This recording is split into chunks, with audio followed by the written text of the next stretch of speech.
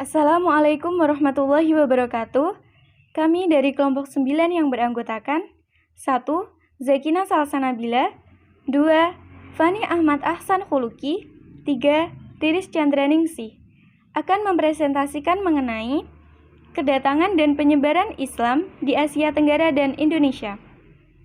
Subtema yang akan kami bahas pada kesempatan kali ini yaitu 1. Teori-teori masuknya Islam ke Indonesia 2. Strategi penyebaran atau saluran Islamisasi. Yang ketiga, aliran-aliran Islam dan pengaruhnya. Dan yang keempat, persinggungan Islam dengan budaya lokal. Untuk yang pertama, teori-teori masuknya Islam ke Indonesia.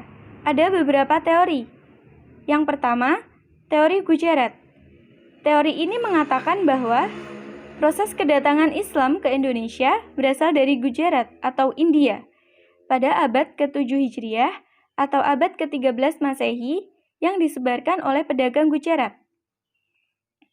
Bukti yang menguatkan teori ini adalah batu nisan Sultan Malik al-Saleh yang wafat pada tanggal 17 Zulhijjah 831 Hijriah atau 1297 Masehi di Pasai, Aceh, dan makam Maulana Malik Ibrahim yang wafat pada tahun 1419 di Gresik, Jawa Timur, memiliki bentuk yang sama dengan nisan yang terdapat di Cambay, Gujarat. Alasan lainnya yaitu kesamaan mazhab Syafi'i yang dianut masyarakat Muslim di Gujarat dan Indonesia. Teori yang kedua, teori Arab. Teori Arab ini semula dikemukakan oleh Crawford. Menurut teori ini, Islam datang pertama kali ke Indonesia pada abad pertama Hijriah atau abad ke-7 Masehi. Beberapa bukti yang menguatkan teori ini antara lain: 1. Terdapat perkampungan Islam dengan khas dinasti Umayyah di pantai bagian timur Sumatera. 2. Pada nama Raja-Raja Samudra Pasai, terdapat gelar Al-Malik yang familiar di kalangan budaya Islam di Mesir. Yang ketiga, mazhab yang dianut kerajaan Samudra Pasai merupakan mazhab Syafi'i, yang pada waktu itu juga familiar di wilayah Arab dan Mesir. Yang ketiga, teori Persia. Pembangunan teori Persia di Indonesia adalah P.A. Hussein Zajaningrat.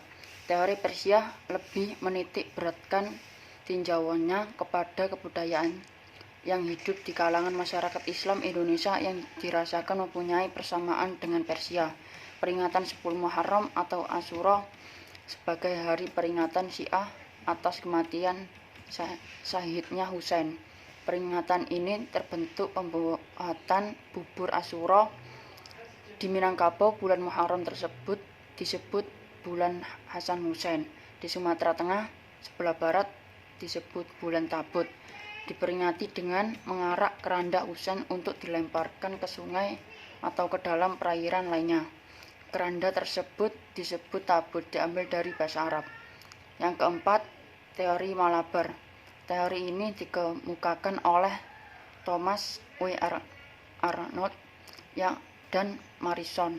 Teori ini menyatakan bahwa Islam datang ke Indonesia berasal Kolomander dan Malabar. Islam diperkirakan datang ke Indonesia dibawa oleh para penyebar Muslim dari pantai Coromandel pada akhir abad ke-13. Yang kelima, teori Bengal atau Bengali atau Bangladesh. Teori ini dikemukakan oleh Eski Fatimi. Menurut teori ini, Islam datang dari Bengal ke Indonesia pada sekitar abad ke-11. Kelemahan teori ini juga berkenaan dengan adanya perbedaan madhab yang dianut kaum muslim Nusantara atau Syafi'i dan madhab yang dipegang oleh kaum muslimin Bengal atau Hanafi. Yang keenam, teori Cina. Teori ini menyatakan Islam masuk di Indonesia melalui Cina, tentunya dibawa oleh para saudagar Cina. Bukti historis yang dapat menguatkan hal ini ialah menyeberangi penyeberangan Cina Muslim ke Pulau Jawa, seperti Kerajaan Demak pernah mempunyai keturunan darah Cina atau Raden Patah. Sejumlah ulama juga memiliki darah Cina, termasuk Gus Dur yang mengklaim diri memiliki asal-usul dari Cina, termasuk yang amat populer ialah kisah nyata Laksamana Cheng Ho. Teori selanjutnya yakni teori maritim. Teori ini dikemukakan oleh sejarawan asal Pakistan yakni N.A. Baloch. Teori ini menyatakan bahwa penyebaran Islam di Nusantara tidak bisa dilepaskan dari kemampuan umat Islam dalam menjelajah samudra. Menurut teori ini, masuknya Islam di Indonesia terjadi di sekitar abad ke-7 Masehi. Strategi penyebaran atau saluran Islamisasi dapat melalui perdagangan, perkawinan, politik, pendidikan, kesenian, dan tasawuf. Dan juga ada aliran-aliran Islam dan pengaruhnya, seperti Ahlus Sunnah wal Jamaah, Syiah, Khawarij, Mu'tazilah, Murji'ah, Qadariyah, dan Jabariyah. Mungkin cukup sekian presentasi dari kelompok kami. Apabila ada kesalahan, mohon maaf yang sebesar-besarnya. Dari saya, wassalamualaikum warahmatullahi wabarakatuh.